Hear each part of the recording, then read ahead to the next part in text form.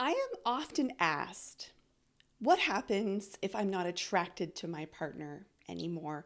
Or maybe what happens if I've never been attracted to my partner? How am I supposed to like and enjoy sex with them? In this video, I am going to be very frank and honest about my own journey, as well as offer you some hope and relief that yes, you can have an amazing sex life even if you aren't super attracted to your spouse. My name is Janna Denton-Howes. I am a desire coach for women who are married to men who would like to learn how to want and enjoy sex more with their husbands.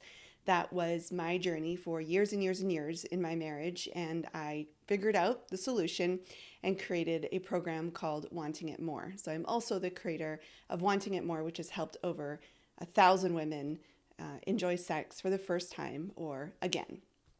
Okay, so I'll just be very honest with you. I know what it's like to not super feel attracted to your partner. This is a difficult thing for a lot of us to admit because we feel guilty, we feel bad, we feel like it makes us terrible people or that our marriage is doomed to failure. And I just want to say no, that's not the truth. In fact, there is huge and unnecessary emphasis placed on attraction to your spouse as being such a hallmark for a healthy and happy marriage. That doesn't make sense because we age, our bodies change, we gain weight, we lose weight, we gain muscle. We sometimes go through different forms of disability, perhaps, that maybe you didn't have before, or changes in our hair or our skin or the way we dress. I mean, if you're looking at a long-term partnership, which I hope you are, then change is inevitable. We will get older, we will get wrinkles, we will stoop more, we will, it's just happens. We'll lose teeth, we'll lose hair, we'll gain hair in places that we don't necessarily want them to be gained. And so I want to offer you just that it's normal for changes to happen in bodies, and that isn't the most important thing.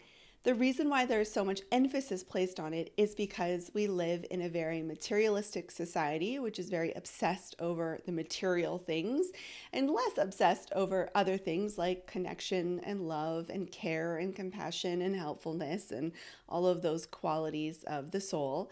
But we're just really interested in qualities of the body, which deteriorate and age and change and are temporary to some degree. So if you are feeling like kind of hopeless that you'll never be able to enjoy the type of intimate life you want with your husband because of your lack of attraction for him, know that there is so much hope. I've gone in and out of feeling attracted to my partner as he has gained and lost weight, and it has never affected my ability to enjoy the sexual experience with him. In fact, in the early days of our relationship, when I was really struggling, wanting any sort of affection, attraction, touch, anything, he was at his highest attraction to me. So in my mind, there's no correlation. So this is what's really happening here. Our society has taught us, and it is obsessed with this in the media, this type of formula. So the first is attraction. We see the person, we're drawn to them, our bodies start to quiver. Number 2 happens, arousal. Our vulvas tingle with delight. Our heartbeat starts to race faster. We are just drawn like a magnet. This is what media portrays. And then lastly, we have hot sex. What that really means, we're never really sure because it's always alluded to and it's very problematic. Okay, so this is what we're taught. So it makes sense that we're very concerned if we don't have the attraction, then we won't have the hot sex. Not that we're really looking for hot sex, but it's kind of this societal thing that we think we should all want and need and be excited about. So what I'm proposing is something a little different, and this is what I've learned over helping myself over the years and also with the hundreds and hundreds of women that I've supported through Wanting It More. So here's the new framework I'd love you to adopt. Number 1 is the intention. The intention to Go into an experience with your partner that is around exploration, curiosity, and whatever intention you want, whether that's connections and pleasure to round out the sharp corners of your relationship, for self-care, nourishment. All of those things are possibilities for you. So we start with intention. That's why I encourage you to schedule sex. That's why you don't have to wait for that impossible formula of attraction and arousal. Step number 2 is then pleasure. You have a body. Your body has 5 senses. You have access to feeling slightly better than neutral. And you can use your husband, whether you're super attracted to him or not visually, for that pleasure. You can use his soft skin for pleasure. You can use his warmth for pleasure. You can use his heartbeat for pleasure. You can use any part of his body for your pleasure. So first is intention, then is following your pleasure. You have 5 senses, you have a body. That's possible for you. You don't have to be attracted to your husband visually for any of that to take place. You may visually be attracted to some areas of his body, a certain patch of skin, a certain muscle, a certain part of his body, maybe his hair or his eyelashes or his kneecaps or his feet, his biceps, his arms, his hands. There might be aspects of his body that you find very interesting, very delightful and pleasurable. And the last thing is then you have connection. And when I ask most people what sex is all about, they always say, well, connection, of course.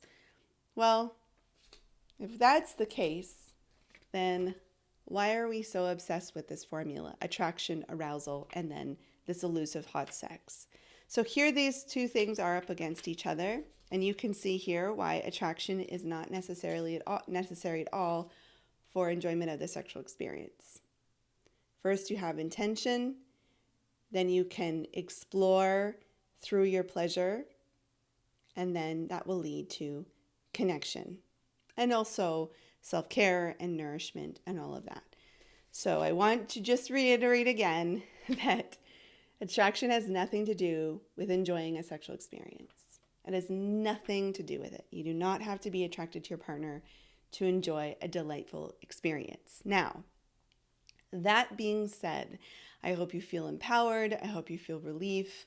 I hope you know that there isn't something you're missing out on. Bodies age, bodies change, they grow and develop. A relationship is so much more than that.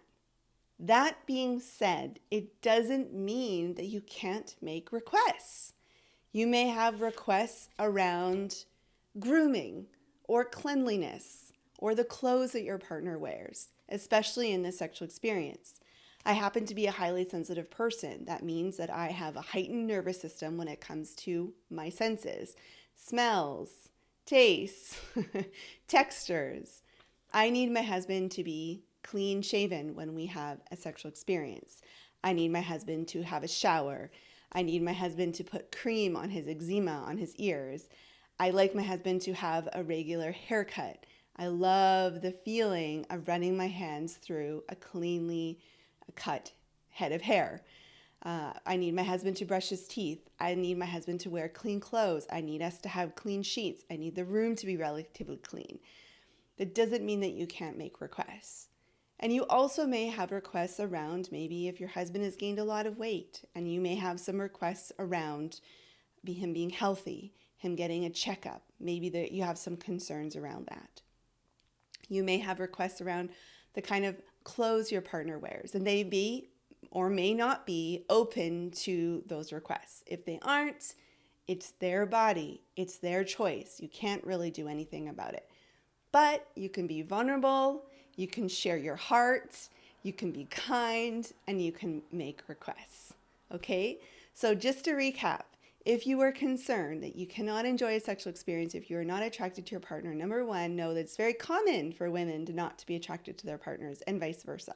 It's okay. It doesn't mean anything horrific about your relationship or about you, that you're a bad person. You're not. I have been married for 20 years and I have gone through big ups and downs on attractiveness of my husband, usually around where he is with his weight because it fluctuates quite a bit. It's okay for that to happen. I'm human. It's all right. But it doesn't correlate to how much I enjoy sex, nor does it have to correlate to how much you enjoy sex. You do not have to follow that media-driven, materialistic formula of attraction, arousal, and then this elusive hot sex.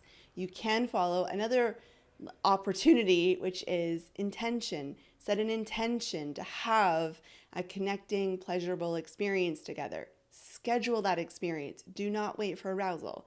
Then follow your pleasure. You have a body, you have five senses.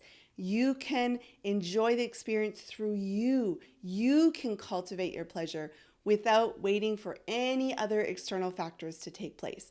As long as you're safe, you have to have safety in order to enjoy the sexual experience. And then lastly, you can have a connecting experience. Connection with yourself, connecting with your partner, connecting to the universe through this magical unity that you're creating.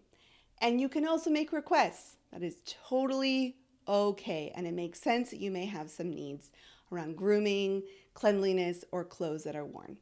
I hope that has helped give you some ideas moving forward. If you would like some more ideas moving forward, you can take my 4 Desire Fixes quiz called the 4 Desire Fixes quiz. You can go to jannadentonhowes.com/quiz to sign up. I'll ask you a couple of questions, you'll get customized results, and then you'll be added to my newsletter, and so you won't miss these weekly videos that I create. All right, take care, and I'll talk to you in the next one.